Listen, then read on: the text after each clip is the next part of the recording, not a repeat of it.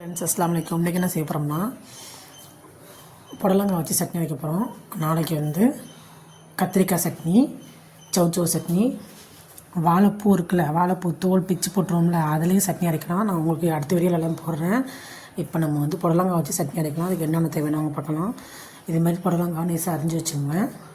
வெங்காயம் ஒரு 6 அரிஞ்சு வச்சுங்க. தக்காளி 1, பட்டை மிளகா 3, பச்சை மிளகா 2, இஞ்சி ஒரு துண்டு, 4 பல் பூண்டு, மல்லிக்கீரை இதெல்லாம் எடுத்து வச்சுங்க. கடாயில் எண்ணெய் ஊற்றிட்டு கடலைப்பருப்பு 2 ஸ்பூன், உளுத்தம்பருப்பு 2 ஸ்பூன் போட்டுங்க. அது போட்டு நல்லா பொரிஞ்சதுக்கப்புறமா வெங்காயத்தை போடுங்க. வெங்காயம் நல்லா வதங்கினதுக்கப்புறமா பட்டை மிளகா, பச்சை மிளகாவையும் போடுங்க.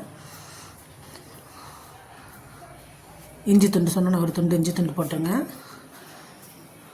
பூண்டு இதெல்லாம் போட்டு, தக்காளி போட்டு, மல்லிக்கீரை, புளி இதெல்லாம் போட்டு நல்லா வதக்கி விட்டு வதங்கினதுக்கப்புறமா புடலங்காய் அரைஞ்சி வச்சுருக்கோம்ல, அதையும் போட்டு இந்த மாதிரி நல்லா வதக்கணும். புடலங்காய் நல்லா வந்துடணும். நல்லா வதக்கி சிம்மிலே போட்டு நல்லா வதக்கி எடுத்துகிட்டு ஆறுனதுக்கப்புறம் மிக்சியில் போட்டு அரைச்சிட்டு தாளிப்பு கொடுங்க. கடுகு, கருவேப்பிலை, பட்டை மிளகா போட்டு தாளித்து ஊற்றிட்டு சாப்பிட்டு பாருங்கள், சூப்பராக இருக்கும். நம்ம வதக்கினதுக்கப்புறம் அதில் தேங்காய் கொஞ்சம் சேர்த்திங்கன்னா இன்னும் சூப்பராக இருக்கும். எனக்கு தேங்காய் தேவையில்லைன்னு சொல்லிட்டு நான் தக்காளி மட்டும் போட்டிருக்கேன். தக்காளி வெங்காயமும் போட்டிருக்கேன். தேங்காயும் போட்டுருங்க, சூப்பராக இருக்கும். வதக்கும் போது தேங்காயும் போட்டு சேர்த்து வதக்குறீங்கன்னா இன்னும் டேஸ்ட் நல்லாயிருக்கும். இந்த வீடியோ பிடிச்சிருந்தால் லைக் பண்ணுங்கள், கமெண்ட் பண்ணுங்கள், ஷேர் பண்ணுங்கள், மறக்காமல் சப்ஸ்கிரைப் பண்ணுங்கள்.